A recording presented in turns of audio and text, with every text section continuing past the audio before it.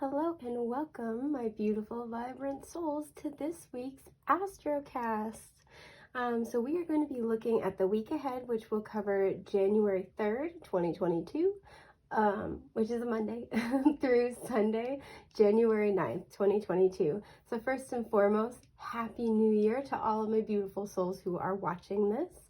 May this year bless you with abundant health, wealth, and happiness. So for those of you who are, excuse me, not familiar with astrocasting, essentially what this is that we have a grid that covers the 12 houses of the Zodiac. I have cute, teeny, tiny little tarot cards, look at them, that I will be kind of reaching in for and intuitively plucking out and casting on the board, and we will interpret it as such. Now, I want to just mention briefly, this is really going to cover the natural houses of the Zodiac. So the first is, the first would be kind of like the regular, house of the self, second house of, career, etc., all the way around. But this will be personally applicable based on your own personal astrology. So if you are interested in this reading for yourself, please feel free to DM me. It is not currently a reading on my shop, but if I get enough requests, I will probably add it as a permanent fixture, and we can do astrocasting to look at your week, month, year ahead, you name it. So with that, I think I'm going to get started. Let's see what this week has in store for us as a collective. All of these little teeny tarot cards. They're so cute, you guys. It's bonks. All right. I'm not looking at them. I know you guys can't see, but I'm looking upward because I don't want to see them beforehand. I want to pull us, I feel like 2 more. I think these are 2. Yeah. And they go right there and right there. Awesome. Oh, okay.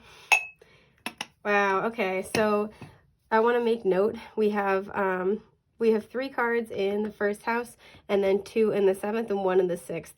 So the first house and the 7th house, these are naturally the houses of Aries and Libra.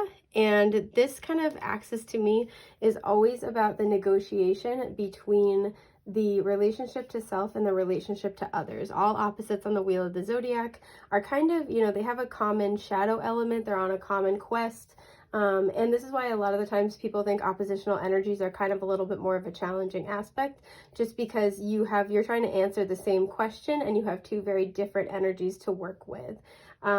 Personally, I think that, they can be a really powerful aspect in the sense that what starts out in our lives as a deficit eventually turns to an asset as we kind of learn the lessons and master both sides. So I'll save my rant on it for another time, lest the air up on my soapbox become too thin and I faint from weariness. But let's see what you guys got. Let me see. Here we go. And bam. Okay. So where do we start here? We're going to start with the first house. So as much as possible, I try to read kind of upright and reverse. Sometimes you have to kind of just interpret it, so I'm going to go for it. This particular situation, we have, to me, the more they face toward whatever direction they're facing, like toward the middle. So we have reversals right here and here, and actually another reversal here. So in the first house, we have the King of Cups reversed, the 8 of Cups reversed, and the 3 of Swords reversed. So like I said, the first house is the house of the self. This also can cover the physical body, as well as your self-concept to a certain extent. So with the King of Cups here, you could be a water sign. This would be Cancer, Scorpio, Pisces, or you could be dealing with one. Especially with what we have in the 7th house as well, and I'll get to that in a minute. But what I kind of feel like is happening here is that there is a situation, an emotional situation in your life, where it's like not bruised your ego, but it's thrown you for a loop. And I'm kind of getting the feeling this is something where there is still energy left in this, right? Because the 8 of Cups upright is all about walking away from something that we've really invested a lot in emotionally, but that's not serving us anymore. So when it's reversed, it can have several meanings, but because it's paired with the 3 of Swords reversed, there's a situation here, and I feel this is with another person, especially because it's on this 1st and 7th house axis. There's a situation here that has a lot of emotions behind it, and especially with the 3 of Swords, this is something, not only is kind of painful, it's a heart with 3 swords stabbed in it, but it's also something that occupies your mind a lot. It occupies your thoughts. So this is something where I feel like you've been wondering if this situation is over. You could have had a really, really bad fight with somebody, or you could have, you know, a rough patch in a connection that you really invested a lot in. And it's just kind of, especially with the King of Cups reversed, this is kind of making your emotions go all over the place. And I feel like for a lot of you, you're kind of not depending. Oof. That was channeled. Okay, so some of you, maybe you're kind of depending on the other person to like give you an answer, or you're kind of, maybe you're struggling with, you know, yourself or the other person involved being a little bit too codependent. But what I feel like is happening is you're determining, you're discerning if this is the right path for you. And obviously only you can really make that choice for yourself. But what I do see for the week ahead is that this is really kind of a time for non-action, right? Because the Eight of Cups is reversed. So this would indicate that it's not a time to walk away quite yet, because there's some healing involved here. And again, I feel like it's not quite bruised ego, but this is something where it heavily ties into your sense of self. This also too, because the first house is usually, you know, paired with our ascendant, and the ascendant is how other people view us. This could very well be a situation where, you know, something happened with a loved one and it kind of flies in the face of how you present yourself or how you want other people to see you, or vice versa. You could have a loved one where they acted in such a way that's very, very different than how you normally see them, and that could be a little bit jarring. And I feel like it's one of the situations of like, did I make the right choice? Do I stay here? Do I not? And what Spirit's really advising you to do is just kind of hold off for a minute, because there's healing happening this week. And I see this over here with what's in the 7th house as well. So we have the High Priestess reversed. This is Pisces energy, and we have Temperance upright, and this is Sagittarius energy. And I do feel these are related, obviously, because of kind of what we're talking about. With the High Priestess reversed, this is sometimes a call to really trust your intuition, but whenever she's reversed more than anything else, this is a situation that was kind of foggy, sort of hazy, Neptunian in nature, is getting cleared up, right? A truth is being revealed, and revealed very clearly, to the point where, you know, you can't really ignore it anymore.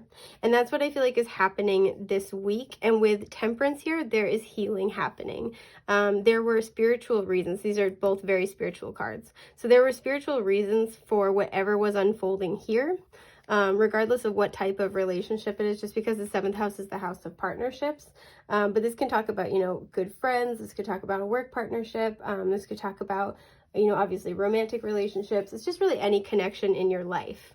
Yeah, and then, you know, what I do see here is that you're being advised in whatever this difficult relational situation is to just pause, just wait. There's healing happening, but there's also a revelation that's going to happen. So this is kind of the energy that maybe you go into the week feeling like, screw this, I'm all done with this person. You know, this was, I don't know what's happening here. You know, there's like a lot of emotional tumultuousness.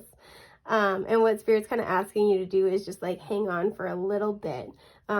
Because I feel like you might have kind of a change in perspective. I'm really drawn to the black and white on the pillars for the High Priestess. You might kind of like have a very distinct shift in perspective on the situation by the end of the week. And this could be a situation that's been going on for a while as well. And it's kind of getting resolved this week.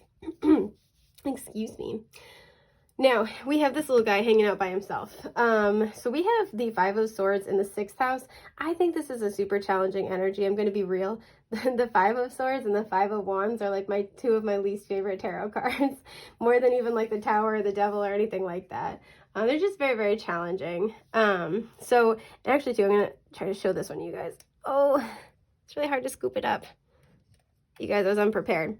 Do you see like, this is they're having a fight, right? They're having a not good time. And this guy is like all proud of himself. He's got, you know, he's got 3 swords that he's hanging on to. This one's crying, and this one's just like, oh God, not this again. So it's exactly what it looks like, right? This is where you're having, you know, you're having an exchange of words with somebody who's really difficult. This could be multiple people, but it's like somebody who's really difficult. These are like, this is the energy of somebody who's kind of petty, who's not, you know, lacking emotional maturity. This is somebody who lashes out and says what they want to kind of cut you in the moment when they're feeling emotionally triggered. And they don't really think about the consequences of what they're doing or saying. You know, kind of, I guess oppositionally as well, this can kind of talk about conflicting sort of like mental energy that you have within yourself. So you're kind of fighting with yourself. I tend to usually look at that as the Five of Swords reversed, but I will throw it out there. This could be something where you're sort of like, you're like undermining or like, you know, cutting short your own thoughts, if that makes sense. And this, with it being in the 6th house, could be, so I'm seeing 2 kind of scenarios. This usually talks about your daily routines, your kind of like 9 to 5, things like that. This is traditionally Virgo's house. So this could be really difficult conversations, difficult power struggles with coworkers. So some of you might be facing that this week. So sorry about that. I'm sending you all my loves. But some of you could be facing that this week.